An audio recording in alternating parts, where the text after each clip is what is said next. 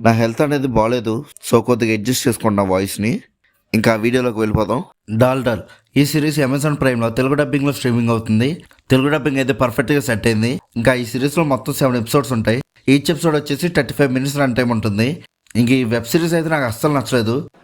ఇదేం cinema sir, వెరస్తు చీచి చీచి చీచి.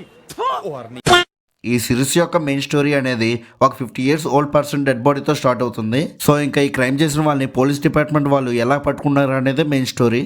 ఈ సిరీస్లో ఒక ప్రొసీడింగ్ కూడా ఇంట్రెస్టింగ్గా ఉండదు. ఏదో సీరియల్ టైప్లో స్లోగా వెళ్తూ ఉంటాయి ప్రొసీడింగ్స్ అనేవి.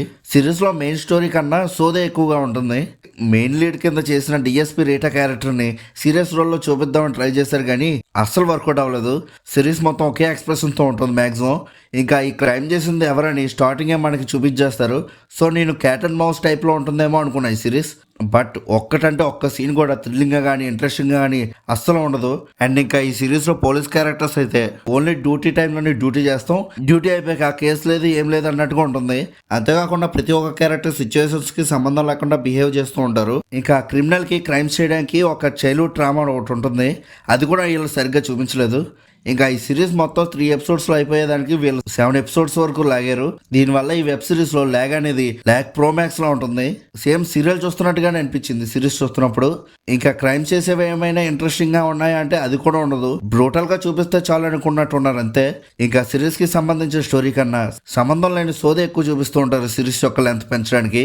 ఇంకా ప్రతి ఎపిసోడ్స్ యొక్క ఎండింగ్ కూడా సరిగ్గా ఉండవు, ఏదో సడన్గా ఆపేస్తున్నట్టుగా ఉంటాయి అంతే. ఈ క్రైమ్స్ చేసిన వాళ్ళు కూడా ఈజీగా దొరికేస్తుంటారు పోలీసులకి. కొన్ని సీన్స్ అయితే ఇల్లాజికల్ గా కూడా ఉంటాయి. స్క్రీన్ ప్లే అయితే చాలా వర్స్ట్ గా రాసుకున్నారు. సిరీస్ లో మెయిన్ పాయింట్ కూడా చాలా రొటీన్ గా అనిపించింది.